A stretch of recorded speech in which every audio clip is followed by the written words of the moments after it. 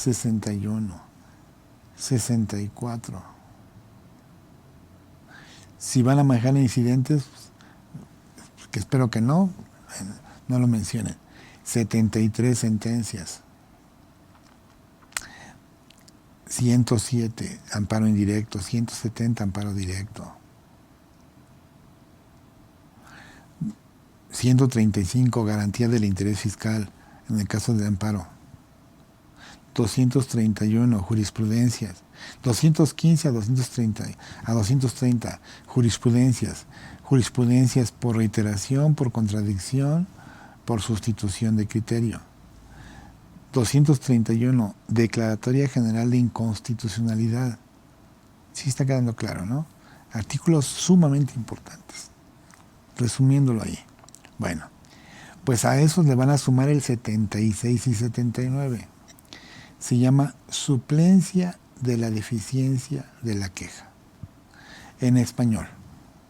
Porque sí, el término es un poquito confuso. Suplencia de la deficiencia de la queja.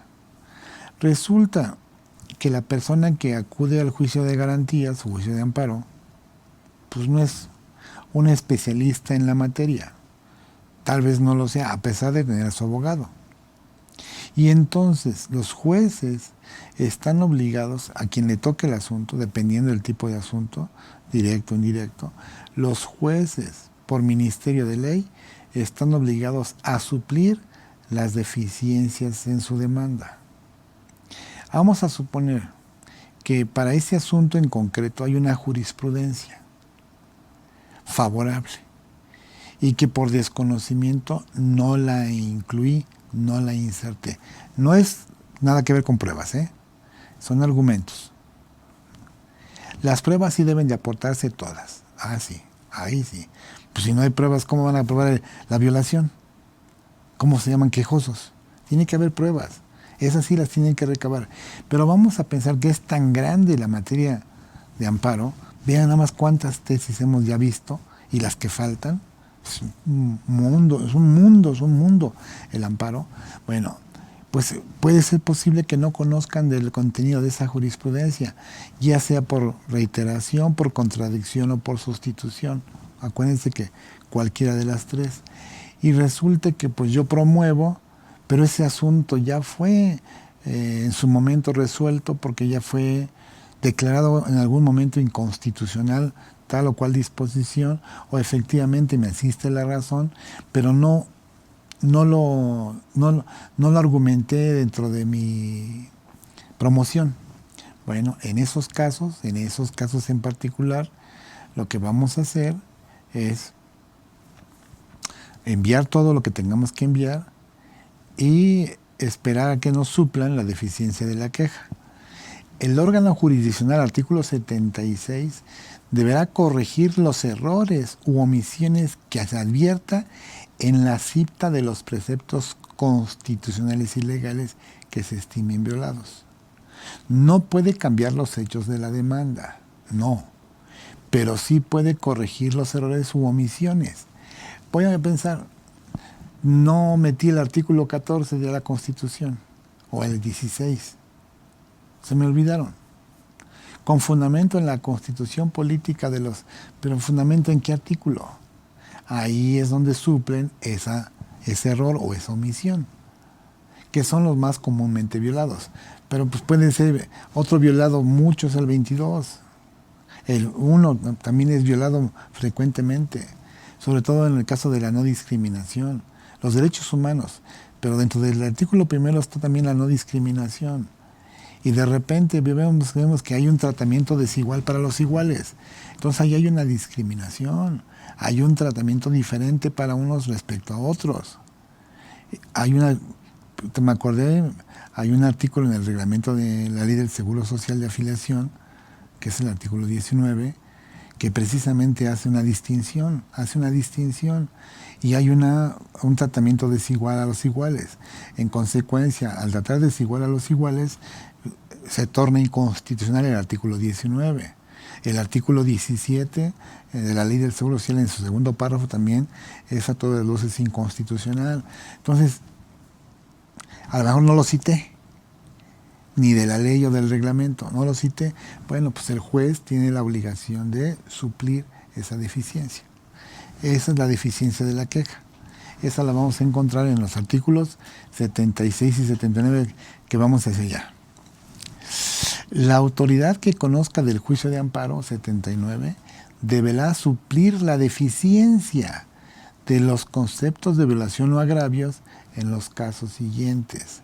Primero, en cualquier materia, cuando el acto reclamado se funde en normas generales que han sido consideradas inconstitucionales. Si existe ya una ley que fue declarada inconstitucional y yo no lo sé, pues el juez, la autoridad que conozca, deberá suplir la deficiencia. ¿Ok? Ya sea declaradas por jurisprudencia de la Corte o por los plenos de circuito. La jurisprudencia de los plenos solo obliga a suplir la deficiencia de los conceptos de violación y agravios en los juzgados y tribunales de circuito correspondiente. Sigamos. También en quién se les aplica. En el caso de menores incapaces. Pues queda claro. La tutela es para los menores, siempre será así. Y para los que no tienen capacidades, pues igual que otros, que tienen algún tipo. No me gusta llamar discapacidad, yo diría capacidades diferentes. ¿Ok? No tanto que sean incapaces. Sí, son muy capaces, pero de manera diferente. Puede haber sordos, que perfectamente puedan conversar a través, obviamente, son sordos, no mudos, o mudos. No dije mudos, dije sordos. Pueden tener un diálogo, que no escuchen nada, esa es otra cosa. O pueden ser al revés, mudos que sepan comunicarse con las señas. Es una capacidad diferente, no son incapaces. Pero bueno, yo no hago las leyes, simplemente son mis comentarios. En materia penal, en favor del inculpado sentenciado. Pues sí, siempre todo lo que lo pueda favorecer. Y también en favor de la víctima o ofendido. Es obvio. Si fue una violación, pues todo va en favor de la víctima o del ofendido. ¿Ok? En materia agraria, me queda claro que en materia agraria. ¿Por qué? Porque pues sobre todo para colonos, pequeños propietarios, parvifundistas, para ejidatarios, comuneros, parceleros, pues todos ellos. ¿Qué tanto van a saber de ley de amparo o de juicios de amparo? Y vamos a pensar es que les quieren quitar sus tierras o les quieren dar una miseria por una expropiación porque la autoridad o el gobierno o quien sea pues quiere comprar esos terrenos porque va a ser una plaza, centro comercial, carretera y les quiere pagar a 50 centavos el metro. Desde luego que hay un amparo. Yo radico en la ciudad de... En realidad radico en todas partes. México, Puebla, Oaxaca, donde me agarre la noche, como dicen. Pero uno de mis lugares preferidos para vivir es precisamente Puebla. Yo ya tengo una casa, bueno, vivo en Puebla. Y resulta que vivo en un pueblito. Pertenece al municipio de Cholula, de San Andrés Cholula. Es muy grande ese municipio. Es el municipio de los más ricos del estado de Puebla. Pues pertenece a Angelópolis, a ese municipio. Entonces, yo vivo en una población que se llama Santa María Tonantzintla. Tiene una característica su iglesia que la hace única a nivel nacional. Por eso es famoso esa pequeña población. Es un pueblito. Digo que todavía huele a vacas. O sea, en serio. Todavía hay establos. Bueno, en ese pueblito y en otro pueblito aledaño que es el siguiente, que es San Francisco Acatepec, el gobierno pretende hacer unos ejes viales y son pueblos que están considerados como pueblos autóctonos, pueblos indígenas. Todavía no están considerados como patrimonio de la humanidad o como, ¿cómo se llaman? Pueblos mágicos. Pero sí pueblos con un patrimonio cultural de más de 500 años, porque ahí estaban instalados cholultecas. Bueno, pues les querían pagar unas 3 pesos por el metro, vamos a decirlo así, no recuerdo ni la cantidad. Y querían hacer unos ejes viales donde iban a incluso tirar parte de las casas ya habitadas, ya tienen sus viviendas los habitantes, y pues que el trazo iba a partir la casa, que pues ni modo que tenían que recorrerse con no sé cuántos metros para adentro, y pues la gente se manifestó. Y a mí me platicó un muchacho que trabaja en una vulcanizadora donde voy a reparar mis autos, mis llantas de mis autos, Pepe, y le decía yo, oye, ¿y qué hicieron ustedes? No, pues un abogado está viendo lo del amparo porque pues estamos inconformes. Le digo, no, pues tienen toda la razón, sobre todo porque es un pueblo tradicional y cultural, y deben de mantener sus costumbres, usos y costumbres, de acuerdo a la Constitución. Y dice, sí, en eso andamos, en eso andamos, en eso anda el abogado. En realidad no, yo no sé mucho de eso. Le digo, no te preocupes, porque yo le comenté, si ustedes lo hicieran valer, y aunque el abogado no sea muy experto, por el hecho de ser tierras ejidales, porque todavía todas son tierras ejidales, son tierras comunales, no tienen escrituras, simplemente se asentaron ahí, son herencia de sus ancestros, de bisabuelos, tatarabuelos, qué sé yo, y entonces pues, ellos decidieron hacer sus casitas, hacer sus negocitos, sus tienditas, y pues la modernidad quiere llegar hasta ahí, y es voracidad de constructoras, porque pues constructoras quieren hacer vivienda por esa zona, desarrollar pues más económicamente a esa parte del municipio, porque pues la ciudad se está extendiendo día a día, y pues para eso pues tienen que hacer más vialidades, y bueno, el gobierno ya tenía por ahí el Estado unos proyectos, los cuales pues afectaban en cierta parte los derechos ejidales. Entonces, en materia agraria, ¿okay? También habla suplencia de deficiencia. En materia laboral, en favor del trabajador, ¿queda claro? Siempre en favor del trabajador, nunca en favor del patrón.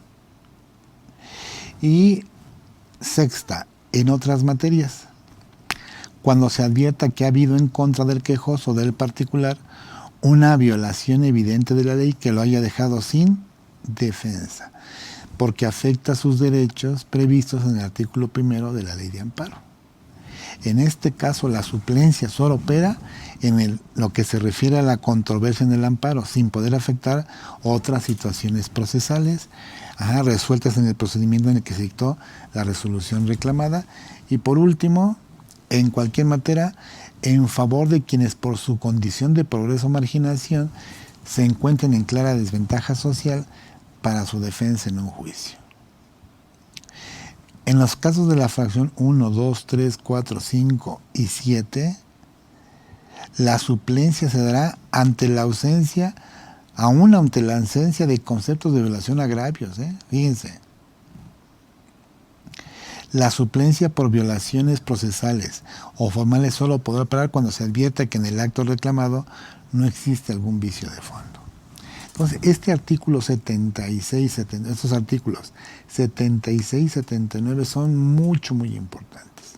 La suplencia de la deficiencia de la queja en el argot común, la suplencia de la inserción de artículos, la inserción de jurisprudencia, la inserción de tesis. Es decir, ya ha habido algunos casos que se hayan resuelto y que el caso de ustedes esté en una situación similar y no sepan redactar o no redactaron correctamente, el juez debe suplir eso. Por ahí me han dicho que en materia fiscal no suplen. No dice literalmente no lo dice la ley dice en cualquier materia. Sin embargo, por seguridad, más vale no dejar nada al aire. ¿Estamos? Porque luego me han dicho, no, es que en la materia tributaria no hay suplencia. No, en materia tributaria no hay dispensa de garantía. Eso ya lo vimos en el 135. Pero suplencia debe de haber. Claro, se supone que en materia tributaria pues agarramos un buen defensor, buscamos un buen defensor para que no nos deje ahora sí con incertidumbre, con inseguridad. Por eso lo importante de saber plasmar bien los conceptos de violación o en su caso los agravios que causa el asunto. Para que, y sobre todo las pruebas la contundencia de las pruebas para que la sentencia pueda ser positiva. Vamos a ver unas tesis. La 202, 15, 18. Esa es de la primera sala. Es de materia constitucional civil, derecho común. Es la tesis primera, séptima, diagonal 2020, de la 10ª época. Está en la página 654 del libro 74 de enero 2020, tomo primero. La Gaceta es Semanario Judicial de la Federación. Y dice, supleja deficiente en materia civil, mercantil y administrativa. El artículo 79, fracción sexta de la ley, que establece su procedencia únicamente ante violaciones evidentes de la ley que hayan dejado sin defensa al quejoso, no viola el derecho de acceso a la justicia. Tanto la Constitución como la Ley de Amparo establece que tratándose de las materias en las que no opera oficiosamente la suplencia de la queja, la carga argumentativa de demostrar la inconstitucionalidad recae en el quejoso. Ojo, eso es lo que les dije hace rato, ojo, recae en el quejoso. De esta forma no es posible que tratándose de la materia civil, mercantil o administrativa, los cuales se rigen por el principio de estricto derecho, los juzgadores deban, en todos los casos, suplir la queja deficiente, pues ello implicaría ir en contra de lo establecido en el propio texto constitucional, además de que conllevaría que la excepcionalidad de la cual está revestida esta institución se tornara en una regla general, por lo que desvirtuaría su teleología, su razón de ser, su fin. Teleología es su base es descubrir los fines.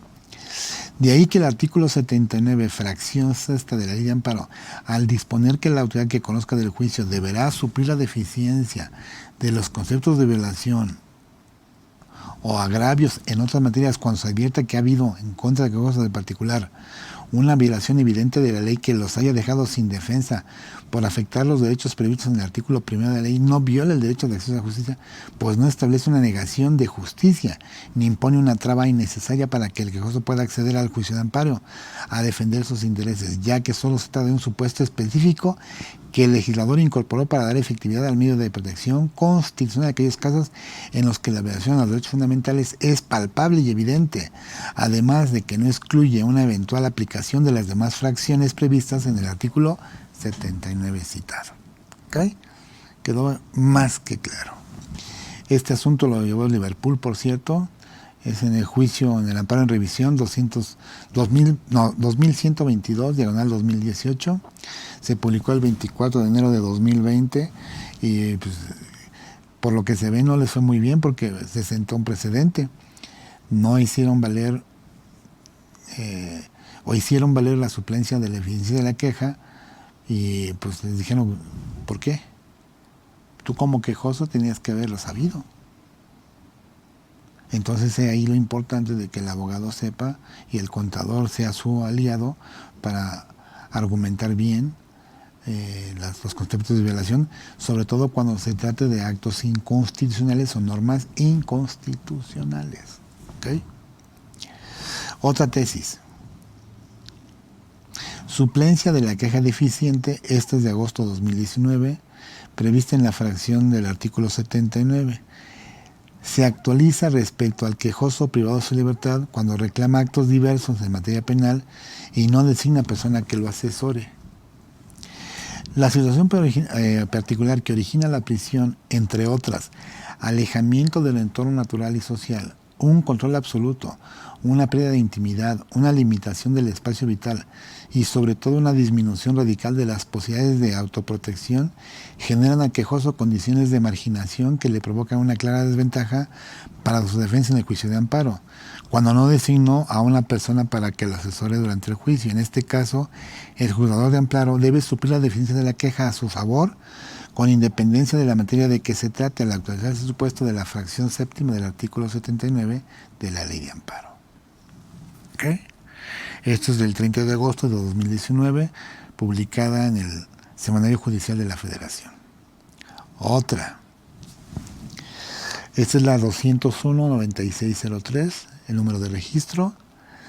Es de marzo 2019, libro 64, materia común.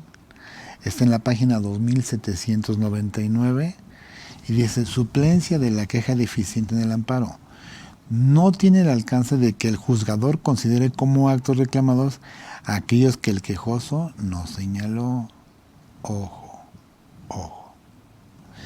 No tiene el alcance de que el juzgador considere como actos reclamados aquellos que yo como quejoso no señalé. No, ahí no me suplen. Ojo, mucho cuidado.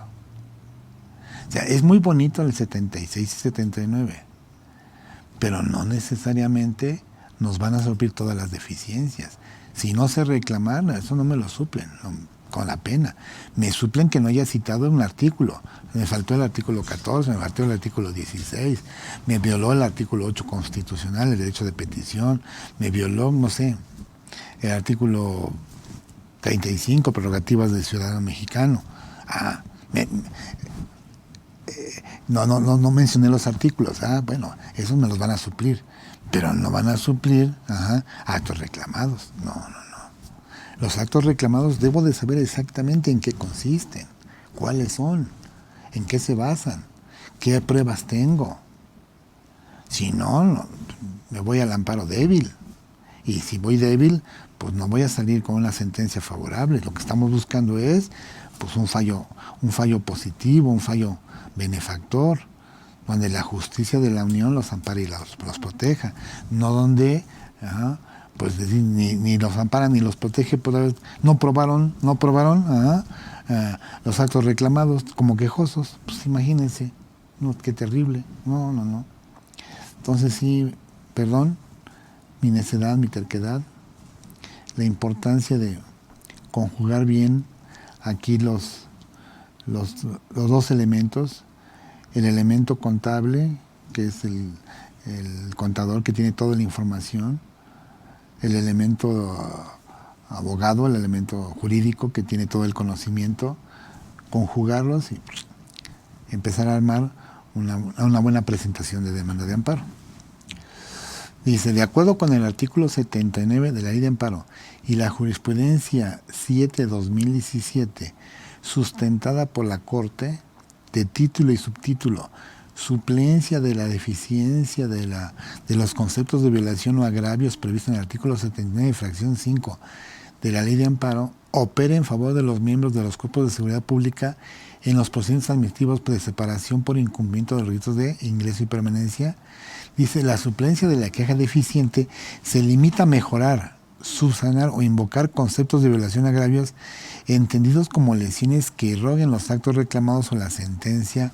Por tanto, esta institución no tiene el alcance de que el juzgador considere como actos reclamados aquellos que el quejoso no señaló, pues incluso el artículo 114, fracción segunda, en relación con el diverso 108, fracción 4, ambos de la propia ley, disponen que el órgano jurisdiccional debe requerir al promovente para que aclare su demanda cuando omite expresar los actos que de cada autoridad reclame, y si no cumple esta prevención, no puede subsanarse esa deficiencia.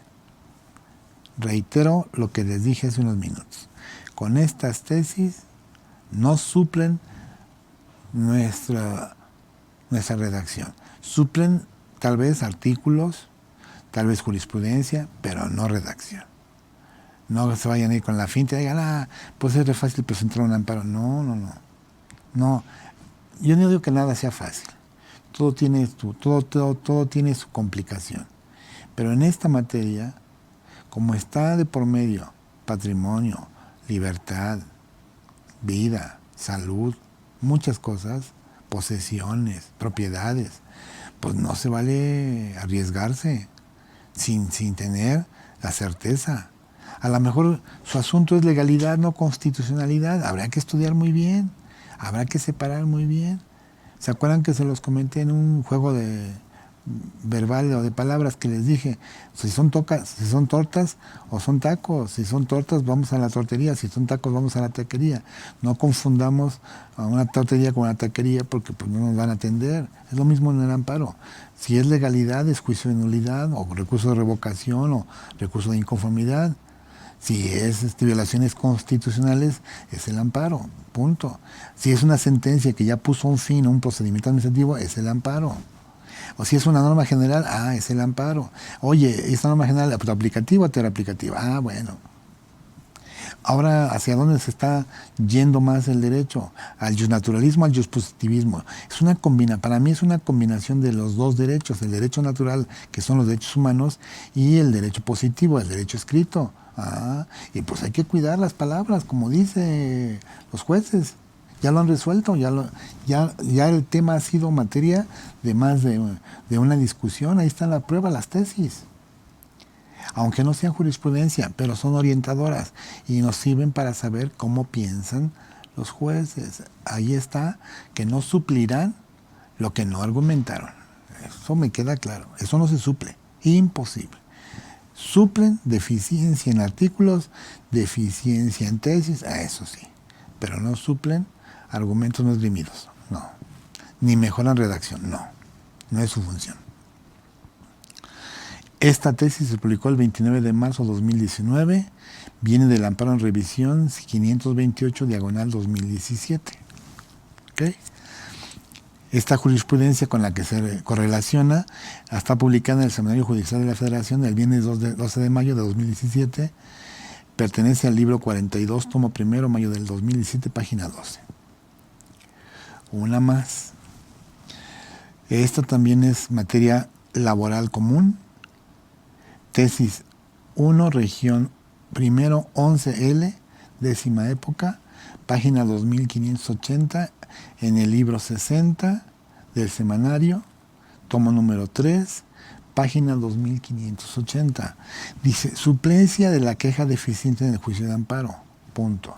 El artículo 79, fracción sexta de la ley de la materia, al excluir de esta a la materia laboral, no vulnera el derecho humano de igualdad y no discriminación. De acuerdo con las jurisprudencias 42, 97, 158, 2015, dice, suplencia de la queja deficiente en el juicio de amparo laboral, la circunstancia de que solo opere en beneficio del trabajador, no vulnera el derecho humano de igualdad y no discriminación. Dice, la suplencia de la queja deficiente en favor del patrón es improcedente. O sea, un patrón que no sepa cómo defenderse, no lo van a suplir. Es improcedente. 1, porque el artículo 123 de la Constitución Política y la Ley del Trabajo regulan las relaciones laborales como un derecho de clases. B, el patrón tiene mayor posibilidad económica. Eso dice el juzgador. C, al tener el patrón el control o la administración de la empresa, tiene mayores posibilidades de llegarse de los elementos probatorios para el juicio. D, la protección a bienes eventuales tienen como base el hecho de que derecho de la subsistencia del trabajador y de su familia, con todo lo que lleva implícito, depende de su salario y prestaciones inherentes. Y E, es una acción positiva que tiene por objeto compensar la situación desventajosa en que históricamente se ha encontrado a la clase trabajadora frente a la patronal.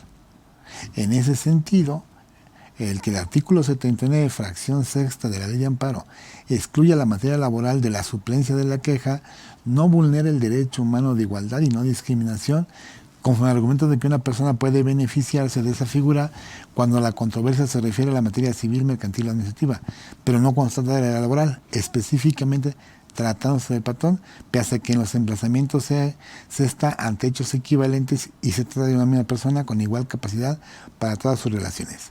Se concluye lo anterior porque la exclusión descansa en una base objetiva y razonable, que es la relación jurídica de la que emana la controversia, pues en los juicios laborales las relaciones de subordinación entre la clase obrera y el patrón, lo que implica un desequilibrio procesal, por ende la exclusión está justificada por uno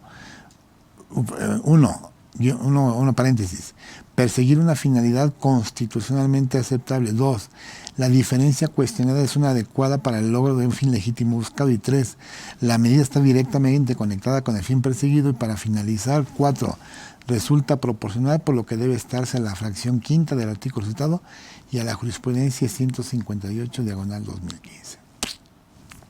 Este es un amparo en revisión 70/2018, viene del cuaderno auxiliar 611/2018 del primer tribunal colegiado en materia del trabajo del segundo circuito, con apoyo del primer tribunal colegiado del circuito del Distrito Auxiliar de la primera región, con residencia en México, la Ciudad de México. Esta tesis está publicada el 30 de noviembre de 2018 en el semanario. ¿Okay? Como vieron entonces,